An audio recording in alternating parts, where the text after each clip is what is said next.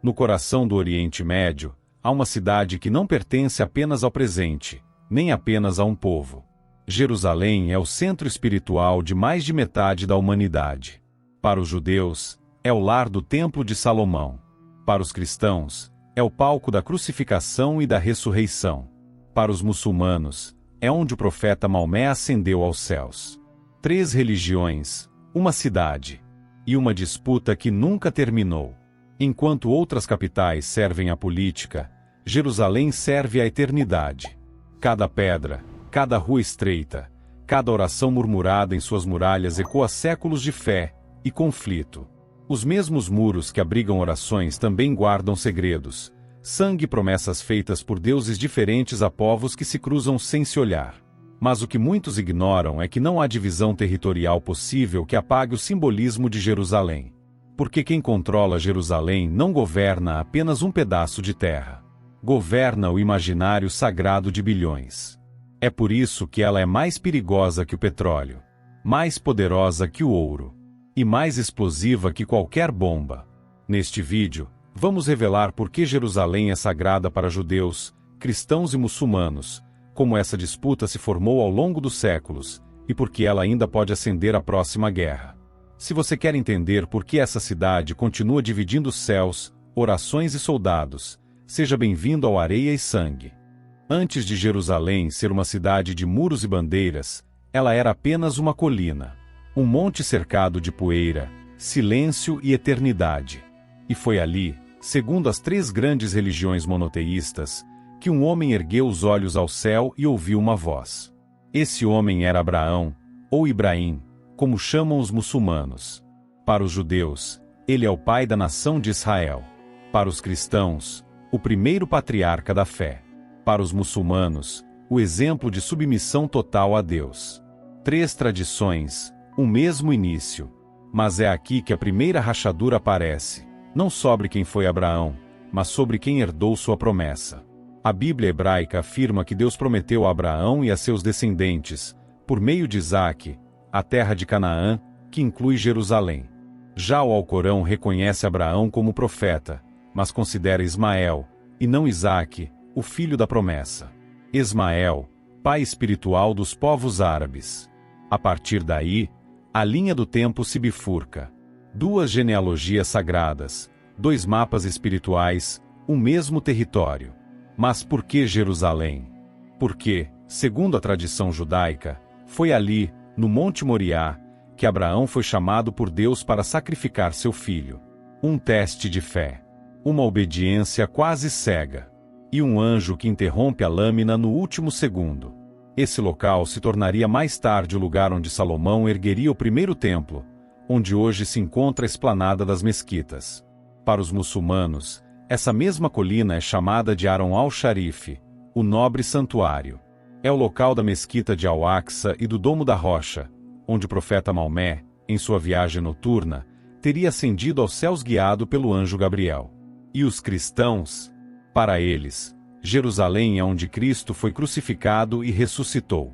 O solo onde o sagrado se fez carne, onde a cruz dividiu a história, e onde a promessa da redenção ecoou até os confins do Império Romano. Assim, Jerusalém passou a representar não apenas fé, mas identidade existencial. Não apenas um símbolo, mas o centro da narrativa de cada povo. E aqui está o problema: uma promessa não pode ser dividida.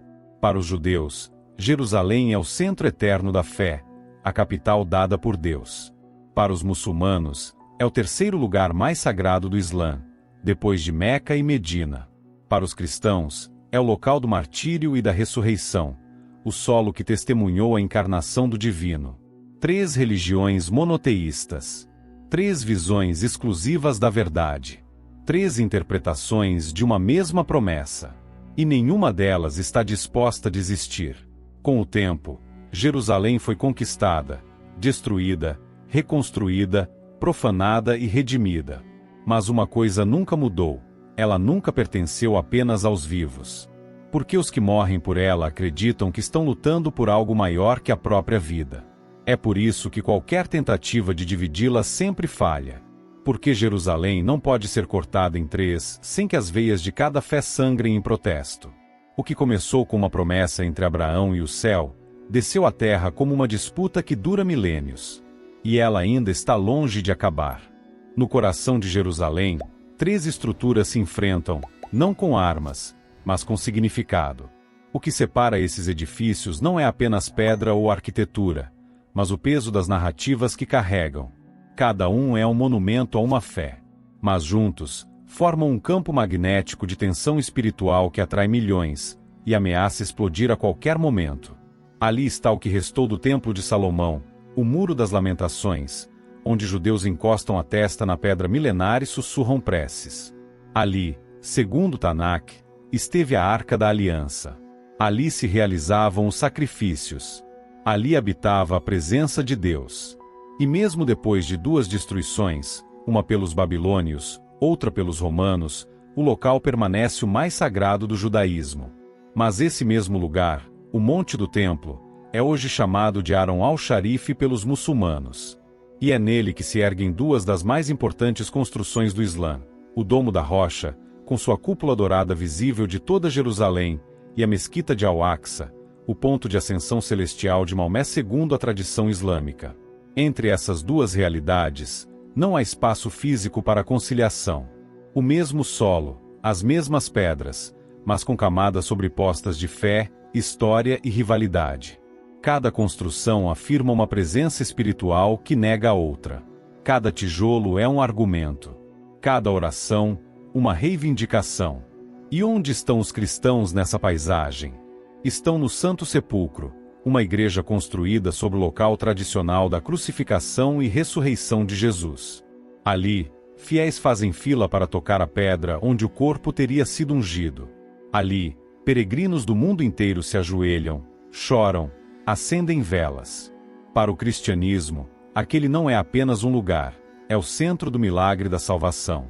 E mesmo essa igreja, tão sagrada para tantos, é palco de disputas internas. Católicos, ortodoxos gregos, armênios, coptas e etíopes dividem a administração do templo em uma delicada coreografia litúrgica, marcada por rivalidades antigas. Uma escada esquecida sobre uma sacada da igreja, deixada ali no século XVIII, nunca foi movida. Por acordo, por medo, por tradição. A escada virou símbolo de que nenhuma fé quer ceder nem 1 centímetro. Essa é Jerusalém. Um lugar onde o sagrado se sobrepõe, mas não se funde. E cada tentativa de escavação, reforma ou restauração pode ser interpretada como um ataque. Porque aqui, mover uma pedra não é um ato técnico, é uma declaração de guerra teológica. E assim, o Monte do Templo permanece suspenso no tempo. O templo judaico foi destruído, mas sua ausência ainda domina a paisagem espiritual de Israel. O Domo da Rocha resplandece, mas sua fundação repousa sobre escombros de outra fé. A cruz se ergue nos sinos do Santo Sepulcro, mas não domina os céus, apenas ecoa entre os minaretes e as muralhas. Em Jerusalém, não há espaço neutro.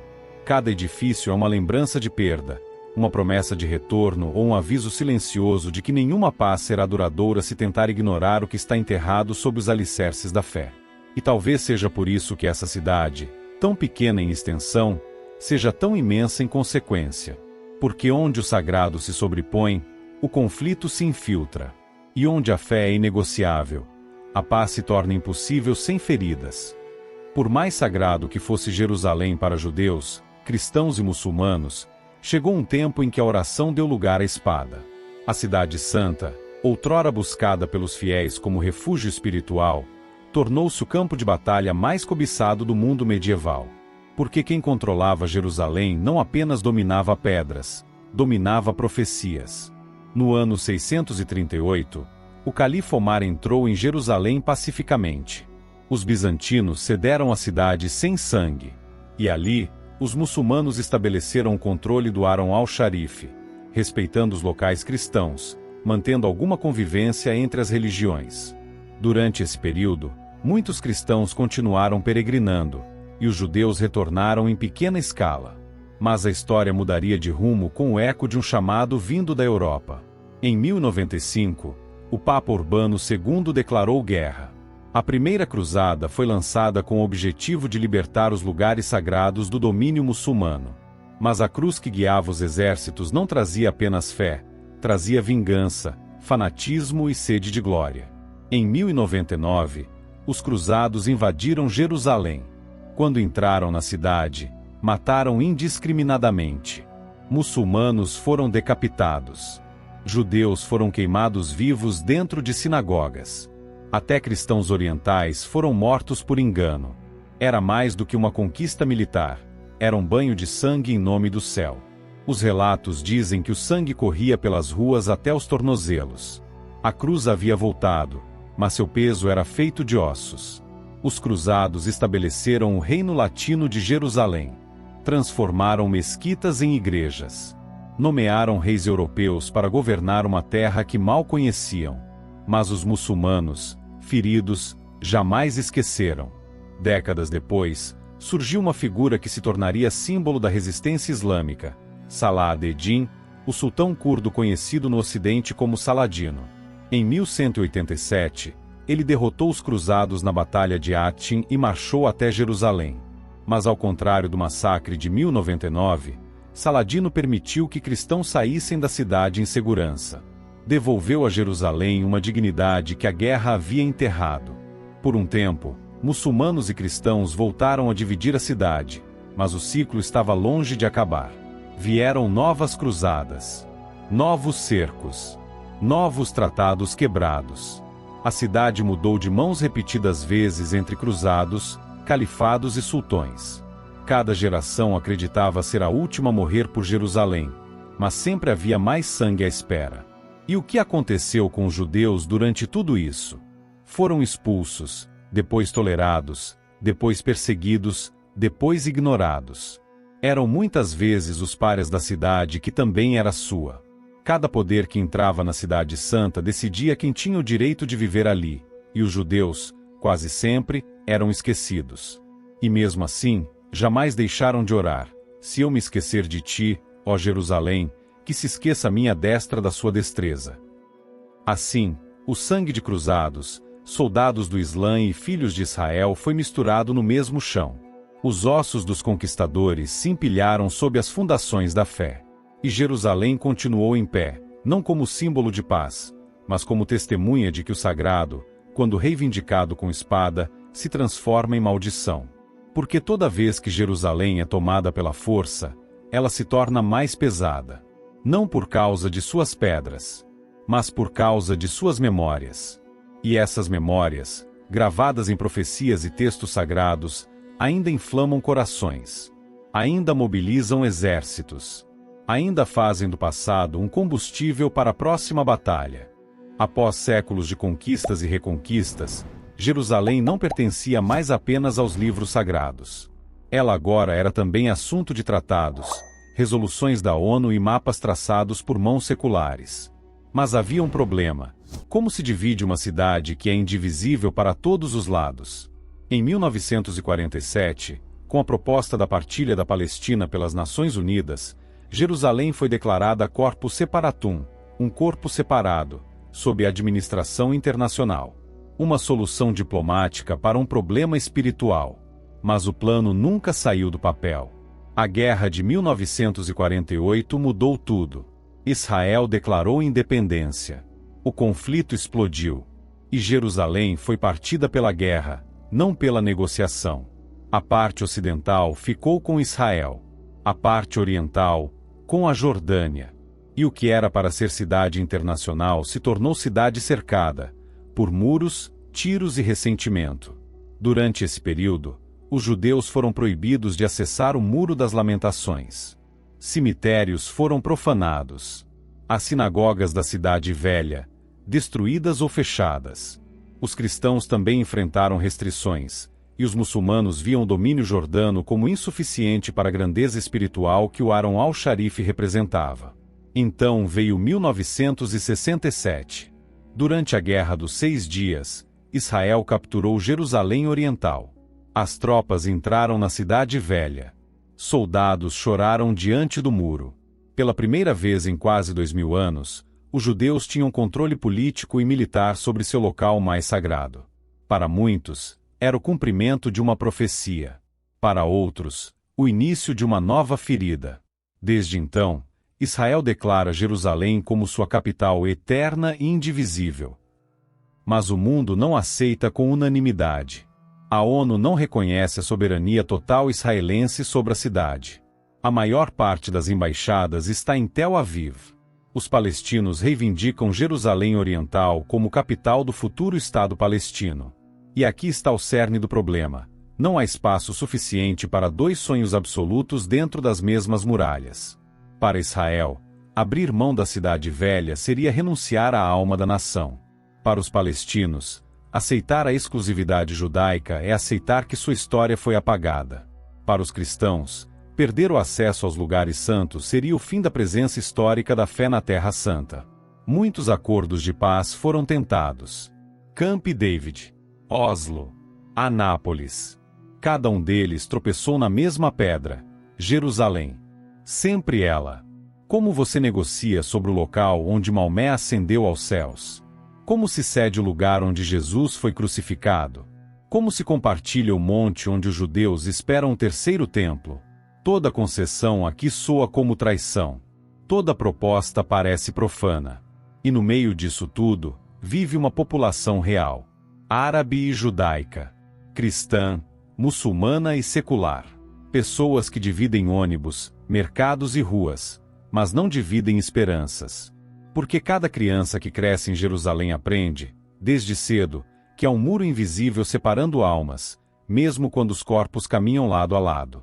A verdade que poucos querem encarar é que talvez Jerusalém não possa ser dividida porque ela nunca foi unida. O que existe ali não é uma cidade comum. É um espelho quebrado, onde cada religião vê seu próprio reflexo e rejeita os outros fragmentos. E toda vez que alguém tenta colar os pedaços, o corte volta a sangrar. Há cidades que morrem com o tempo. Outras renascem das ruínas. Mas Jerusalém nunca dorme, nunca esquece, nunca se rende ao esquecimento. Ela não pertence à cronologia comum. Ela existe como uma ferida aberta no tempo, uma chama acesa no fim do corredor da história. E talvez por isso, tantos acreditam que o fim do mundo começará exatamente ali. Para os judeus religiosos, Jerusalém é o lugar onde será reconstruído o terceiro templo, após a chegada do Messias. Um templo maior, eterno, que restaurará a glória de Israel e a presença divina sobre a terra. Mas esse templo, para existir, precisaria ser erguido no local onde hoje está o Domo da Rocha, o que tornaria o gesto, para o Islã, o maior dos sacrilégios. Para os muçulmanos xiitas e sunitas, Jerusalém tem papel escatológico claro. É lá que, segundo algumas tradições, o Mahdi, o Redentor Islâmico, aparecerá para unir os muçulmanos contra o mal. E ao seu lado, Jesus retornará, não como figura cristã, mas como profeta muçulmano, para destruir o falso Messias, o Dajjal. A cidade sagrada será o palco do juízo final. No cristianismo, principalmente entre evangélicos e católicos mais devotos, Jerusalém é o local onde Cristo retornará em glória, onde as nações se reunirão para o Armagedon, onde os mortos ressuscitarão. Um lugar onde a história se dobrará sobre si mesma e o tempo será interrompido pela eternidade. 3 religiões. 3 visões escatológicas. 3 promessas ligadas a um mesmo ponto no mapa. Agora, pare e pense. Se uma cidade é, ao mesmo tempo, o centro das profecias de 3 bilhões de pessoas, o que acontece quando ela se torna palco de guerra moderna? Quando tropas cercam seus bairros? Quando grupos radicais a reivindicam? Quando embaixadas são mudadas como provocações? Quando líderes políticos a usam como trunfo? A resposta é simples. Ela se transforma no epicentro de uma explosão que não é apenas militar, é espiritual. Em 2020, quando os Estados Unidos transferiram sua embaixada para Jerusalém, o gesto foi interpretado por muitos como cumprimento de uma profecia. Para outros, foi um insulto. Em segundos, ruas pacíficas viraram barricadas. Discursos viraram pedras. A cidade reagiu. Como sempre reagiu. Jerusalém não aceita ser manipulada. Ela cobra caro cada decisão. Porque ela carrega a memória de mártires, de reis, de profetas. Porque suas pedras conhecem o sabor do sangue e o peso das promessas. E no cenário atual, onde Israel vive cercado de inimigos, onde o Irã invoca a libertação da cidade, onde o Hamas e o Hezbollah declaram guerra santa, onde potências globais usam a região como tabuleiro, a pergunta que ecoa entre generais e teólogos é uma só. O que acontece se Jerusalém for atacada no coração? Não apenas um atentado, não apenas uma revolta, mas uma ocupação, um cerco, um ataque direto ao domo, ao muro, ao santo sepulcro. Isso não acenderia apenas a ira política, mas a fúria apocalíptica. Porque Jerusalém não é só território, é símbolo. E símbolos, quando profanados, não ferem apenas nações. Ferem crenças. Desencadeiam cruzadas. Chamam cavalos do fim dos tempos. E talvez, no fundo, todos saibam disso. É por isso que se luta tanto por ela. Porque Jerusalém é a chave. Do passado, do presente e talvez, do fim. Jerusalém não é apenas uma cidade. É uma ferida sagrada, um campo de batalha espiritual e talvez o último dominó do mundo antigo antes do novo começar. Se você quer entender a história que os mapas não mostram e os riscos que as profecias ainda escondem, inscreva-se agora no Areia e Sangue. Porque aqui, as guerras não são apenas por terra. São por eternidade.